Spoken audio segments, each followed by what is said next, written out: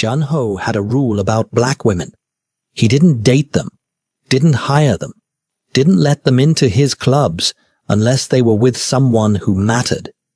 It wasn't something he talked about at board meetings or family dinners.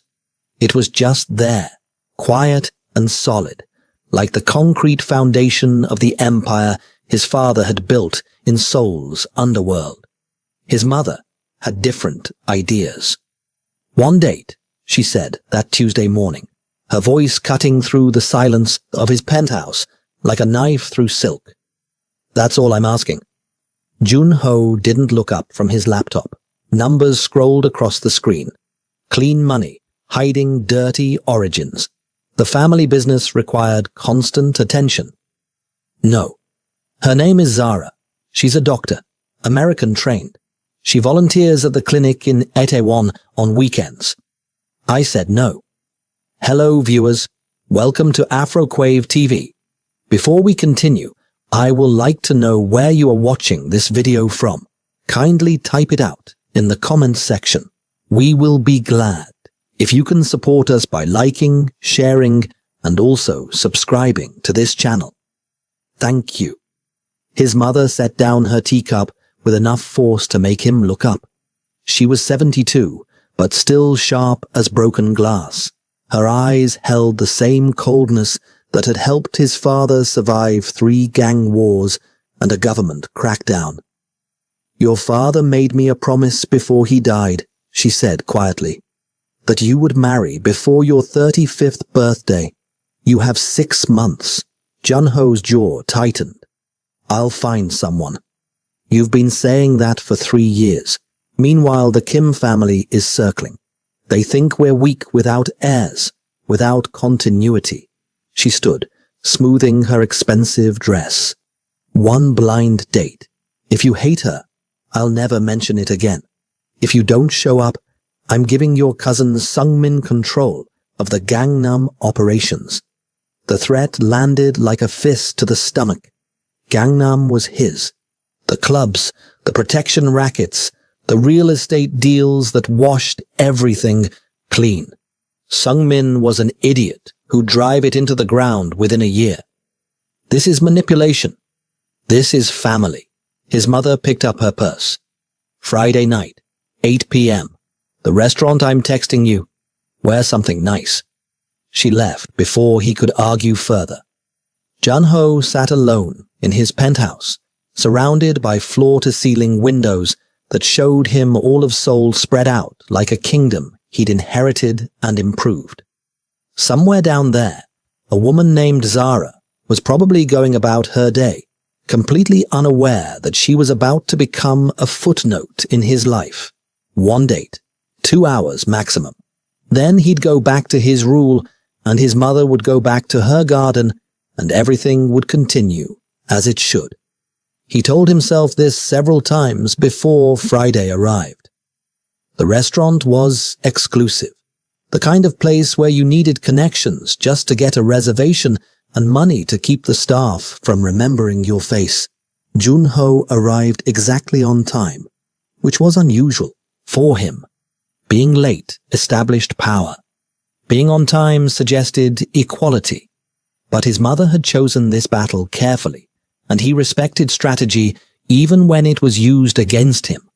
Zara was already seated. That was the first surprise. Most women showed up late to dates with him, having Googled his name and his net worth, and decided that making him wait was a power move. But she sat at the corner table his mother had reserved, reading something on her phone, completely at ease. The second surprise was that she was beautiful. Not in the manufactured way of the women who usually pursued him. The actresses and models and daughters of rival families who saw him as a prize to be won.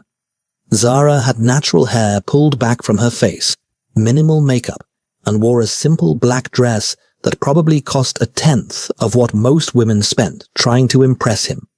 She looked up when he approached. Her eyes were dark brown, almost black, and completely unimpressed. "Jun-ho?" she asked.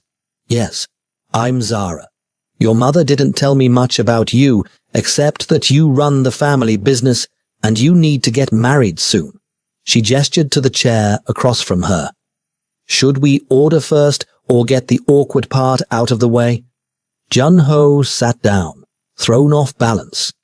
What awkward part? The part where you tell me this won't work out because I'm not Korean, or not the right kind of Korean, or just not whatever it is you're looking for. She said it without bitterness, just stating facts. Your mother was very sweet when we met at the clinic, but I could tell this was a setup. So let's eat something expensive, make polite conversation, and then we can both tell her we tried. There was something almost insulting about how easily she dismissed him. Jun-ho was used to women trying too hard or not trying at all because they assumed he'd chase them. This was neither. You're a doctor? He asked. Pediatrician. I work at Seoul National University Hospital during the week. The free clinic on weekends. Why Korea? Why not Korea? She smiled slightly. I needed a change. Got offered a position here 2 years ago. The work is good. The people are... She paused. Mostly welcoming. There was weight in that pause. Jun-ho knew what she meant. Korea wasn't always kind to foreigners, especially black foreigners. He'd seen it in his own organization. The way some of his men talked when they thought he wasn't listening. The waiter arrived, and they ordered. Jun-ho chose for both of them out of habit, then caught himself. I'm sorry. Do you have dietary restrictions? No, but I can order for myself. I know. I wasn't thinking.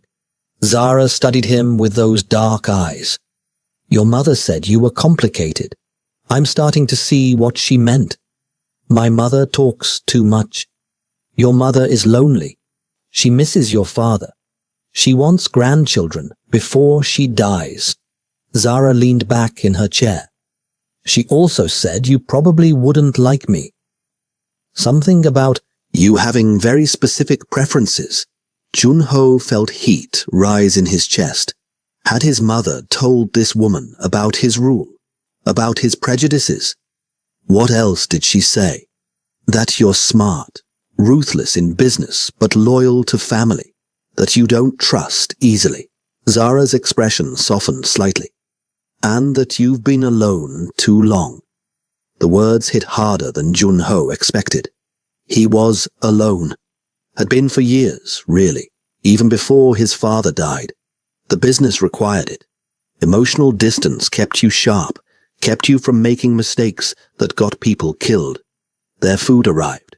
They ate in silence for a few minutes. Jun-ho found himself watching her, noticing small things. The way she held her chopsticks, not perfectly, but competently. The small scar on her left hand. The fact that she didn't fill the silence with nervous chatter. Why did you agree to this? He asked finally. The blind date. Your mother was persistent. And honestly, dating in Seoul as a black woman is... She paused again, choosing words carefully. Challenging. Most Korean men won't even consider it. The ones who do usually have fetishes or fantasies they want to play out. Your mother at least presented you as someone serious. I am serious. About business. But not about this. No. Zara nodded. At least you're honest. Jun-ho set down his chopsticks. He should end this now. Thank her for her time, pay the bill, report back to his mother that it didn't work out. Simple. Clean. But something kept him in his seat. What made you become a doctor? He asked. Zara looked surprised by the question. My brother. He had sickle cell anemia. Spent most of his childhood in hospitals. I watched the doctors try to help him, try to manage his pain. Her voice went quiet. He died when he was 14. I was 16. I decided then that I wanted to be the kind of doctor he deserved. Jun-ho felt something crack open in his chest. Not much, just a hairline fracture, but enough to let something in. I'm sorry. It was a long time ago. Zara smiled, but it didn't reach her eyes. What about you? Did you always want to run the family business? The question was innocent enough, but they both knew what family business meant. His mother had probably been vague about the details, but Zara wasn't stupid. You didn't operate the kinds of establishments Jun-Ho controlled without getting your hands dirty. I didn't have a choice, he said. My father built something. I inherited it. Refusing would have meant watching it fall apart or fall into the wrong hands. Do you like it? No one had ever asked him that. I'm good at it. That's not what I asked. Jun-Ho met her eyes. No, I don't like it, but it's mine, and I protect what's mine. They finished dinner. Jun-Ho paid, despite Zara's half-hearted protest. They walked out into the cool Seoul night, the city lights reflecting off the glass buildings that surrounded them. Thank you for dinner, Zara said. You can tell your mother we gave it a shot. Jun-Ho should have agreed, should have said good night, gotten into his car, and driven back to his penthouse and his numbers and his empire. Instead, he heard himself say, Would you like to get coffee? Zara tilted her head, studying him. Why? I don't know. She smiled then, a real smile that transformed her entire face. Okay, but somewhere normal, not another place where the staff knows your name. They found a small coffee shop 3 blocks away, the kind of place Jun-Ho never went to, cheap, crowded, filled with students and young couples. They sat in a corner booth with terrible coffee and talked about Seoul, about her work at the hospital, about the patients she saw at the free clinic, the immigrant families who couldn't afford regular health care. She talked about systemic issues without lecturing, about her frustration with a system that left people behind.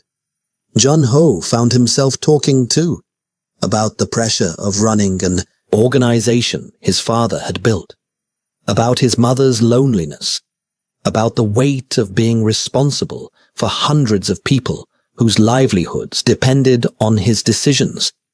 He didn't mention the violence, the bribes, the people who disappeared when they became problems, but he thought she understood anyway. 3 hours passed, like 3 minutes. When they finally left the coffee shop, Jun-Ho walked Zara to the subway station. She didn't have a car. I took public transportation like a normal person. It was so far removed from his world that it felt like visiting another planet. I had a good time, she said, at the entrance to the station. That's surprising. For me too. Your mother will be thrilled. Jun-Ho smiled despite himself. She'll take credit for this. She should. I wasn't going to come tonight. Almost cancelled 3 times. Zara looked at him directly. But I'm glad I didn't. Can I see you again? The question came out before Jun-Ho could stop it. Zara's eyebrows rose. Are you sure?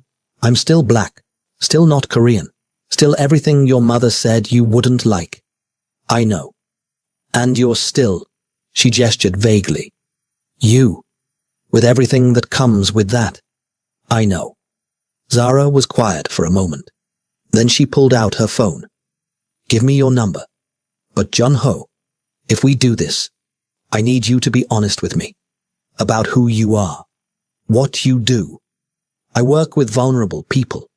I can't be involved with someone who hurts them. Jun-Ho felt the crack in his chest widen slightly. She was asking him to choose between his rule and something he couldn't even name yet, between the comfortable prejudice he'd carried for years and the uncomfortable truth that she'd already started to matter to him. He gave her his number. They texted that night. Nothing deep, just small things. A photo she sent of her cat, a complaint about hospital bureaucracy, his comment about a meeting that had gone badly. Jun-Ho lay in his penthouse bed, surrounded by expensive sheets and custom furniture, and felt something he hadn't felt in years. Curious about where this might go, about who he might become if he let it. His phone buzzed. Another message from Zara. Your mother called me. She wants to know how it went. What should I tell her? Jun-ho smiled in the darkness. Tell her you're reconsidering your standards. Ha! She'll love that. Good night, Jun-ho. Good night, Zara. He fell asleep thinking about her smile, about the scar on her hand, about the way she'd looked at him like he was a person, not a position or a bank account or a stepping stone to something better. He fell asleep not knowing that in 6 months she'd save his life, and in 12 months he'd have to choose between saving hers or saving everything he'd built. They saw each other 3 times that first week. Coffee on Tuesday, lunch on Thursday, dinner on Saturday at a restaurant. Zara chose a tiny Ethiopian place in Itaewon that Jun-ho had never heard of. He ate injera and spicy wat with his hands and tried not to think about what his father would have said about this. His father had rules, who had built an empire on knowing exactly where everyone belonged and keeping them there. But his father was dead, and Jun-ho was starting to realize that some rules were made to be questioned. On their 4th date, Zara invited him to the free clinic. I want you to see what I do, she said. Not just hear about it. Jun-ho almost said no. The clinic was in a neighborhood his organization controlled through a protection racket. The small businesses paid monthly fees to ensure nothing bad happened to them. It was a polite fiction everyone understood. But he said yes, because saying no would mean admitting he was ashamed of what he did. And he wasn't ashamed, or he hadn't been before Zara. The clinic was smaller than he'd imagined. 3 exam rooms, a waiting area with mismatched chairs, and a pharmacy that looked like someone's closet. Zara introduced him as a friend, and the other volunteers, 2 nurses and another doctor, barely looked up from their work. The waiting room was full. Immigrant families, mostly. Southeast Asian workers who sent money home. African students who couldn't afford the international health insurance. Older Koreans who'd fallen through the cracks of the national healthcare system. Jun-ho recognized some faces. The Thai woman whose restaurant paid protection money to one of his lieutenants. The Nigerian man who ran a small export business and complained every month about the fees. They recognized him too. He saw it in their eyes, the flash of fear, the quick look away. Zara was with a patient, so Jun-ho sat in the corner and watched. He watched her examine a child with a fever, speaking gently in broken Korean mixed with English. Watched her explain prescription instructions to an elderly woman who couldn't read. Watched her stay late to see one more patient, then another, then another. By the time they finished, it was past midnight. You're exhausted, Jun-ho said as they walked to his car. He'd insisted on driving her home this time. I'm fine. This is what I do. Every weekend? Every weekend I can. Zara leaned against his car, looking up at the Seoul night sky. You couldn't see many stars. Too much light pollution. But she looked anyway. Most of those people won't go to regular hospitals. They're afraid of being deported or reported or just treated like they don't matter. So we try to help. Jun-ho thought about the protection money, the fees that made it harder for small businesses to survive. The system he helped maintain pushed people into places like this clinic. What are you thinking? Zara asked. That I'm part of the problem. She didn't deny it. Yeah, you probably are. The honesty should have angered him. Instead, it felt like relief. No pretending. No excuses. Can I ask you something? Jun-ho said. Always. Why are you spending time with me? You know what I do, what my family does. It goes against everything you believe in. Zara was quiet for a long moment. Because I think you're more than what you do. I think you're someone who inherited a nightmare, and you're trying to survive it. And I think, she paused, I think maybe you want to be better. You just don't know how. Jun-ho felt something break open wider in his chest. The crack is spreading, letting in light and air and the terrifying possibility that she might be right. He drove her home. I walked her to her door, kissed her for the first time in the dim hallway of her apartment building. She tasted like coffee and something sweet he couldn't name. Her hands came up to his face, gentle but certain. When they pulled apart, she was smiling. That was nice, she said. Just nice?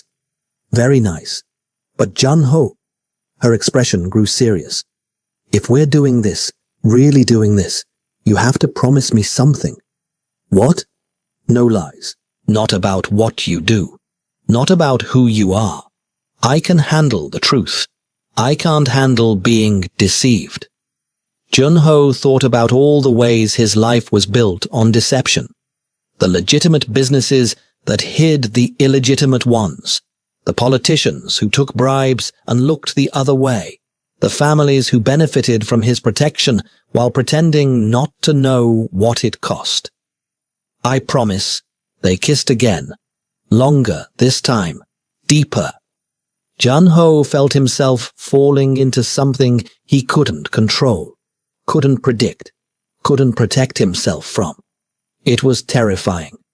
It was the best he'd felt in years. His mother noticed the change immediately. You're smiling more, she said, over tea the following week. Zara must be good for you. Don't gloat. I'm not gloating. I'm being proven correct. There's a difference. She poured more tea. When will you bring her to family dinner? Jun-ho's stomach tightened. It's too soon. It's been 3 weeks. That's practically engaged by your standards. The family won't accept her. The family will accept whoever I tell them to accept. His mother's voice went hard. I didn't survive your father's wars by being weak. If you want this woman, you bring her to dinner. You show everyone that she matters. Or they'll smell weakness and they'll use it against you. She was right. His cousin Sung-min was already circling, making comments about Jun-ho's focus being divided. The Kim family had reached out twice about a potential marriage alliance. The old guard in the organization talked about tradition and purity and all the coded language that meant they didn't want change. But Jun-ho was tired of playing by rules made by dead men. Fine. Next Sunday. His mother smiled. Good. I'll make sure everyone behaves. That was a lie, but Jun-ho appreciated the effort. He told Zara about the dinner on Thursday. They were at her apartment, eating takeout on her couch while her cat, a massive orange creature named Mango, sat between them judging Jun-ho's every move. Family dinner. Zara set down her noodles. With your whole family. Most of them. The ones who matter. Jun-ho, I've met your mother. She's lovely. But I'm not naive. I know what a family dinner means it's both. But if you pass, they'll leave you alone. And if I don't pass? Jun-ho didn't answer immediately. If she didn't pass, if the family decided she was a liability or an embarrassment or just unacceptable, things would get complicated. His mother could protect them to a point, but there were limits to her influence. Then we deal with it, he said finally. Zara looked at him for a long moment. You're asking me to walk into a room full of people who will hate me for reasons I can't control. People with power and connections and probably criminal records. And you want me to smile and make small talk and prove I'm good enough for you. Yes, that's a lot to ask. I know. Do you? Zara's voice rose, slightly. Jun-ho, I've spent my whole life proving I'm good enough, smart enough, professional enough, respectable enough. I'm tired, and I like you. I really do. But I'm not going to perform for your father. No, I'm fixing what my father broke. Jun-ho stood. You used Zara to try to control me. You weaponized sick people to prove a point. You put profit over humanity, and I'm done with it. For her? His uncle's voice dripped with contempt. You're throwing away an empire for some foreign woman. I'm choosing to be better than this. If you can't understand that, you never understood what leadership means. The meeting ended. Security escorted Song-min and the others out. Jun-ho watched them go, feeling lighter than he had in years. You know this won't be easy, his mother said quietly. Transitioning to legitimate business, making enemies of the families we used to partner with. I know. And the girl, Zara. She might not take you back. I know that too. His mother smiled. Your father would have hated this, but I think I'm proud of you. Jun-ho drove to Zara's apartment. It was 3 a.m. He knocked anyway.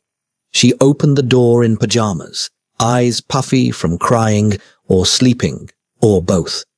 Jun-ho? What?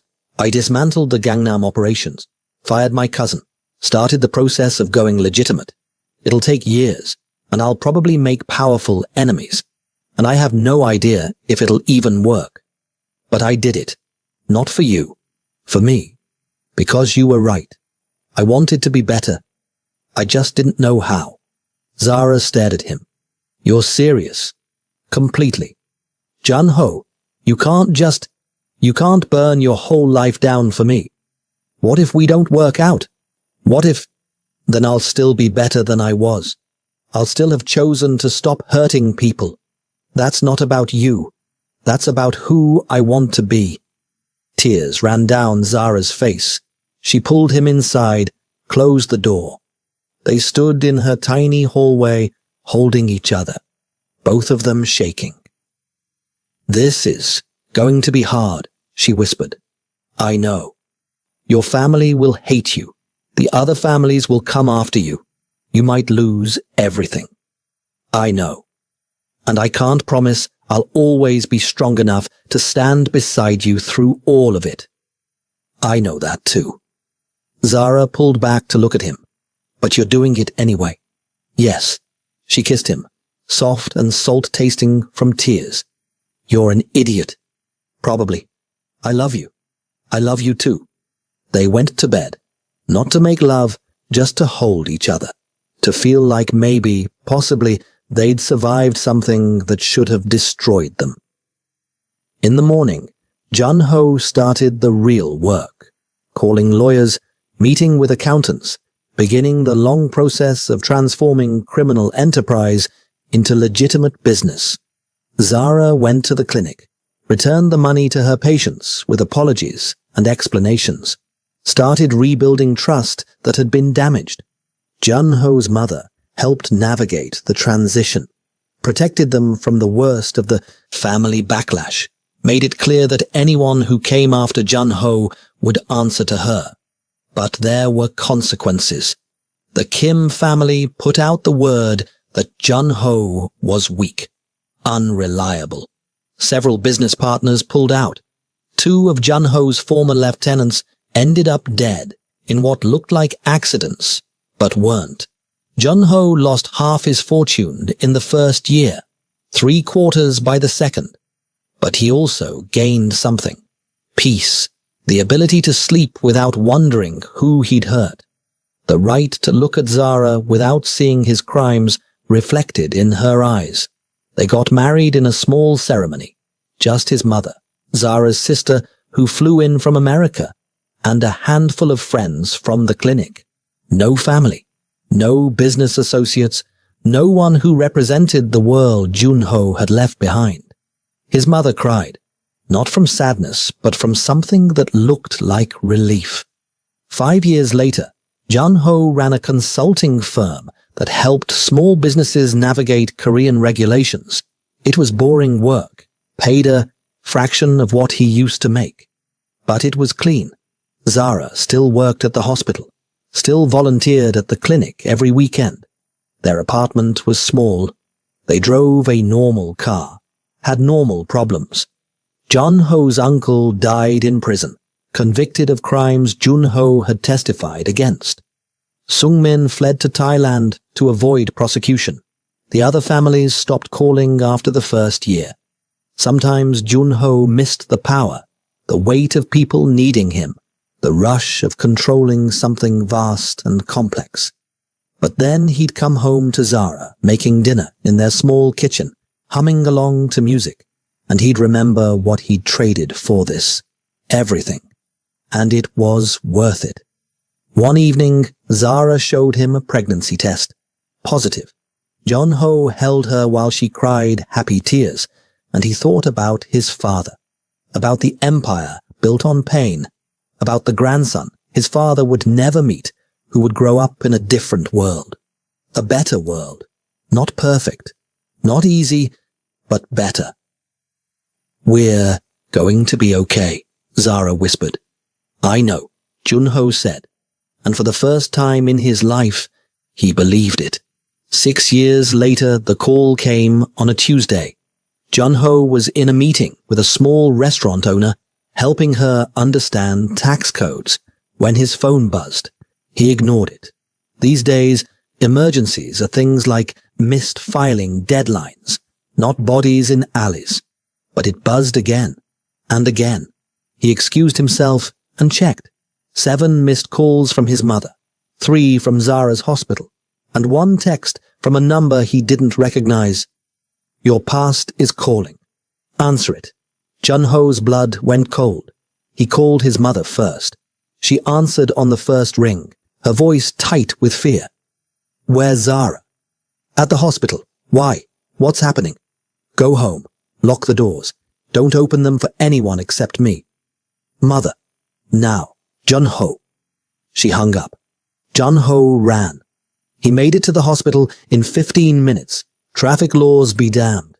The receptionist tried to stop him, but he pushed past, heading for the pediatric ward where Zara worked.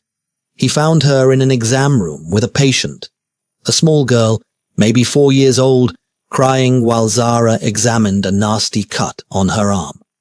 "Jun-ho." Zara looked up, startled. "What are you?" "We need to go. Now. I'm with a patient." "Zara, please." Something in his voice made her look closer. She saw the fear, the urgency. She turned to the nurse hovering nearby. "Can you finish? I need 5 minutes." They stepped into the hallway. Jun-ho kept his voice low. "Someone contacted my mother. Threatened her. I think it's connected to me. To the old business." Zara's face went pale. "The families. After all this time?" "I don't know. But we need to get you somewhere safe until I figure it out. Jun-ho, I can't just leave. I have patients, responsibilities, and I can't lose you." The words came out raw, desperate. They'd built a life on normalcy, on pretending the past was truly past. But some debts never got paid. Some enemies never forgot. Zara's phone buzzed. She looked at the screen and her hands started shaking. "What is it?" Jun-ho asked. She showed him a photo of their daughter, Ji-won, at her kindergarten, taken that morning, sent from an unknown number with a simple message. Beautiful child. It would be a shame if something happened to her. Jun-ho's vision went red. Where is she? At school. Jun-ho, what's happening? Someone's coming after us, using Ji-won to get to me. He was already dialing his security contact, the one person from his old life he'd kept close, just in case. "I need to get her somewhere safe. I'm coming with you. Zara, she's my daughter too. Don't you dare try to protect me by pushing me away." They ran together. The kindergarten was chaotic, not because anything had happened, Not yet. But because Junho had called ahead and told them to initiate lockdown procedures. Parents were arriving, confused and angry, demanding their children. Junho found Jiwon in her classroom, sitting with her teacher, clutching a stuffed rabbit. She had Zara's eyes and Junho's serious expression. When she saw them, she ran over. Appa! Yoma! Why is everyone scared? Junho picked her up, held her tight. She smelled like crayons and apple juice. Normal things. Safe things. We're going on an adventure, Zara said, her voice steady despite the fear in her eyes. Just for a little while. They took Jiwon to Junho's mother's house. It was the safest place he knew. His mother had kept some of the old security measures when she'd moved out of the family compound.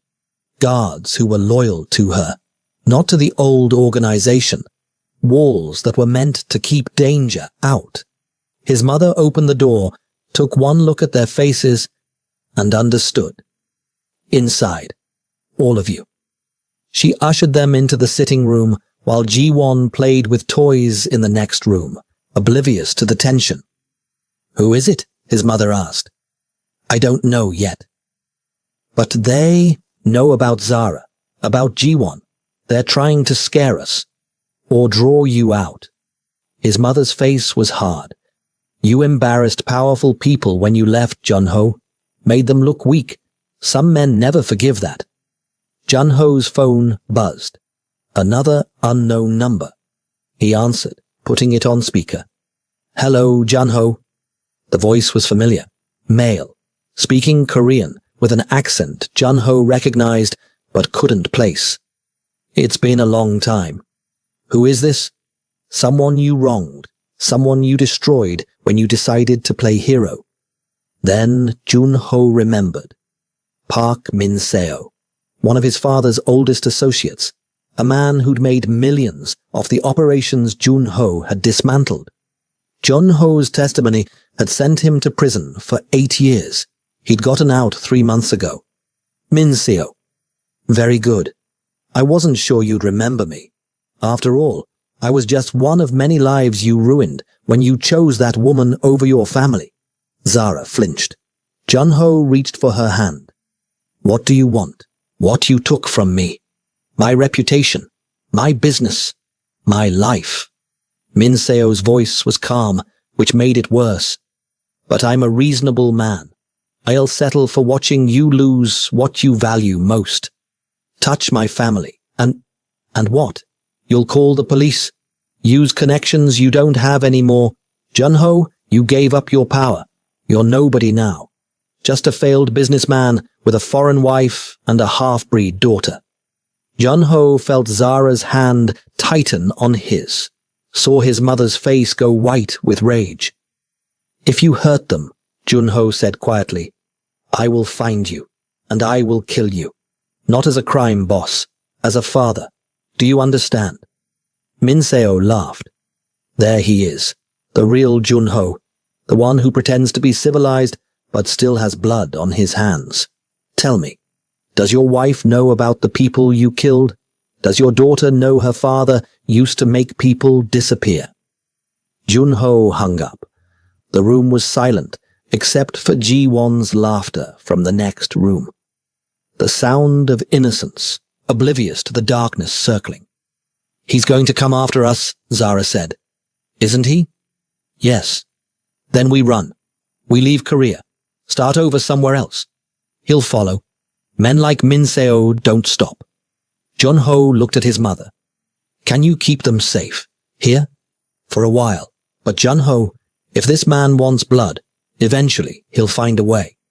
Junho knew she was right. There was only one way to end this. He had to go back. Not to the violence, not to the crime, but to the people who still operated in that world. The ones who owed him favors. The ones who remembered when he'd been powerful enough to protect them or destroy them. He stood. Zara grabbed his arm. Don't. Whatever you're thinking, don't. I have to end this. Not by becoming what you were. Junho, we've built something good. Don't throw it away. I'm not throwing it away.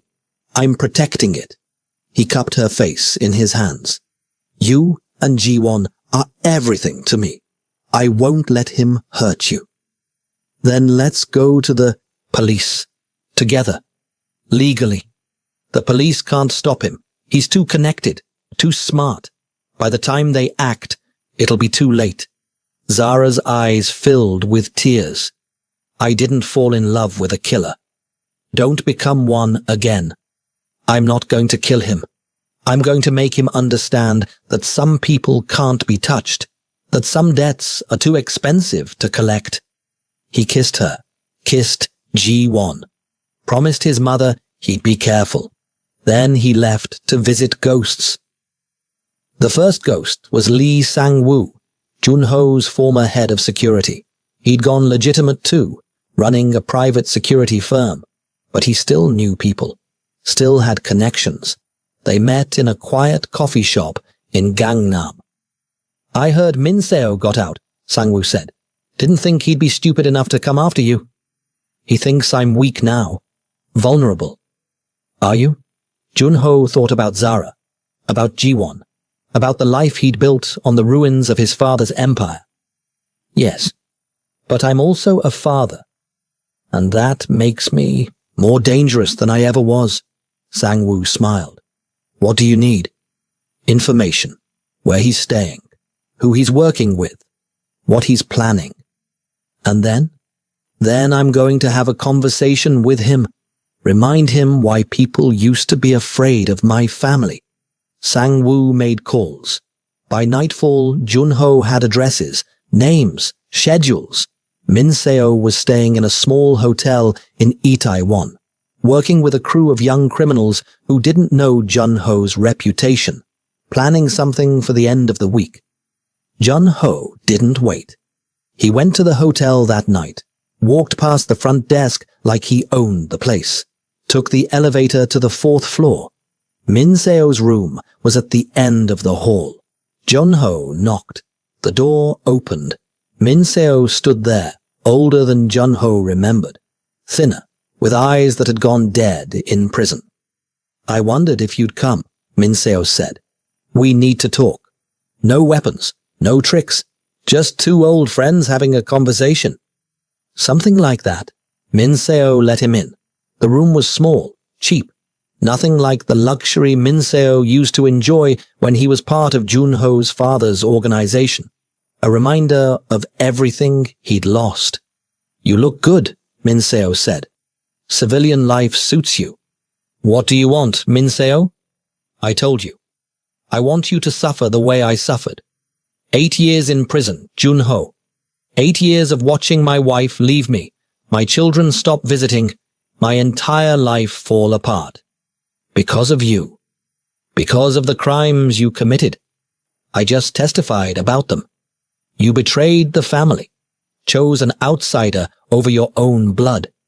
Zara is my family now, she and my daughter, and if you threaten them again, I will make you disappear. Not because I want to, because I have to. Min Seo laughed. You don't have the connections anymore, the power. You're a civilian, remember? I don't need connections. I need one phone call. Junho pulled out his phone. To the prosecutors, who would love to know about the witness intimidation you've been doing, the threats, the stalking. You're violating your parole, Min Seo. One call and you're back in prison for another 10 years. Min Seo's smile faded. But I don't want to do that, Junho continued. I want to offer you something better. What? Junho put an envelope on the table. Inside was a check and a plane ticket. Enough money to start over, somewhere far from here, and a contact who can help you build a legitimate business. No crime, no violence, just a second chance. Min Seo stared at the envelope like it might explode. Why? Because I understand what it's like to lose everything, to watch your whole life collapse because of choices you made. Junho's voice softened. You can keep hating me, keep planning revenge, and I'll destroy you. Or you can take this and build something new. Be better than what you were. You think money fixes what you did to me? No, but it's a start. And it's more than you'll get if you keep this up. Minseo picked up the envelope. His hands shook slightly. What if I take this and come back? What if I wait 5 years, 10 years, and then finish what I started? Jun-ho met his eyes. Then I'll be waiting. And next time, I won't be generous. He left Minseo sitting in that cheap hotel room, holding an envelope that represented mercy he probably didn't deserve. Jun-ho didn't know if it would work. Didn't know if Minseo would take the money and disappear, or take it and plot revenge anyway. But he'd offered a choice. The same choice Zara had offered him years ago. Be better, or be destroyed by your own bitterness. Jun-ho went back to his mother's house as dawn broke. Zara was awake, sitting in the kitchen with Ji-won asleep in her arms. She looked up when he entered, scanning him for injuries, for blood, for signs of the man he used to be. Is it over? She asked. I don't know. Maybe. Did you kill him? No. I gave him money and a way out. Zara closed her eyes. Relief flooded her face. Thank you. For what? For choosing us again. For not becoming what he wanted you to become. Jun-ho sat beside her, careful not to wake Ji-won. He looked at his daughter's sleeping face. So peaceful. So innocent. I'll always choose you, he said. Both of you. No matter what it costs. 3 days later, Jun-ho got a text from an unknown number. I took the money. Don't expect gratitude. But I'm going. It was the closest thing to an ending they get. Minseo left Korea. Jun-ho heard through old contacts that he'd moved to Singapore, started a small import business. Whether he'd stay clean or eventually fall back into old patterns, Jun-ho didn't know. But the threats stopped. The calls stopped. The fear that had gripped their household for those terrible days slowly loosened in its hold. 1 month later, Jun-ho stood in Ji-won's kindergarten, watching her perform in a school play. She was a flower, a very serious flower, who took her role extremely seriously, just like her father. Zara sat beside him, her hand in his, laughing at their daughter's intense concentration. Around them, other families did the same, normal families having normal moments. Jun-ho had spent years chasing power, building empires, living by rules that promised strength but delivered loneliness. Now he sat in a plastic chair too small for his frame, watching a 5-year-old forget her lines, and felt richer than he'd ever been when he controlled half of Seoul's underworld. After the play, they took Ji-won for ice cream. She got chocolate all over her flower costume and didn't care. Zara tried to clean her up and made it worse. Jun-ho laughed until his stomach hurt. That night, after Ji-won was asleep, Jun-ho and Zara sat on their small balcony, looking out at the city lights. Do you ever miss it? Zara asked. The power, the respect, all of it. Jun-ho thought about it honestly. Sometimes. But then I remember what it cost. Who I had to become. And I realize I don't miss that person at all. Who are you now? I'm still figuring that out.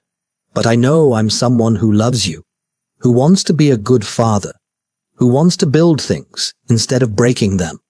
Zara leaned her head on his shoulder. That's enough. Is it? For me? Always. They sat in comfortable silence, two people who'd survived their own worst instincts and the cruelty of a world that didn't want them to be together.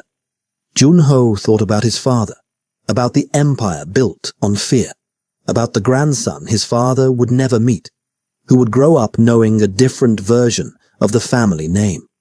He thought about Minseo, somewhere in Singapore, hopefully building something better. He thought about all the people he'd hurt over the years. Their lives were disrupted, the pain caused, and he promised himself again that Ji-won would never know that version of him. She would grow up with a father who paid taxes and helped small businesses and came home for dinner every night. A father who proved that people could change. That love was stronger than hate. That choosing peace over power wasn't weakness. It was the hardest, bravest thing a person could do. "What are you thinking?" Zara asked. Jun-ho kissed the top of her head. "That I'm the luckiest man alive. Even after everything? Because of everything. Because I found you. Because you saw something in me worth saving. Because our daughter will never know the weight of what I left behind." Zara turned to face him, her eyes bright in the city lights. "I love you. Even when you're dramatic. I love you too. Even when you're right about everything." They kissed, soft and sweet, like they had all the time in the world. Like they weren't standing on the ruins of an empire. Like they were just two people who'd found each other against impossible odds and refused to let go. Inside, Ji-won called out in her sleep, probably dreaming about her performance, about being a flower in a school play, about ordinary magic that was more powerful than any empire Jun-ho had ever controlled. He and Zara went to her together, checked on her, made sure she was safe and warm and loved. And Jun-ho realized this was his real power now. Not fear, not control, not the ability to make people disappear, but the capacity to love, to protect, to build instead of destroy. It wasn't the legacy his father had left him. It was better. Hello, viewers. This is where the story ends. I hope you enjoyed it. Let us know how you feel about this story in the comments section. Don't forget to subscribe to this channel as we bring you another powerful story soon.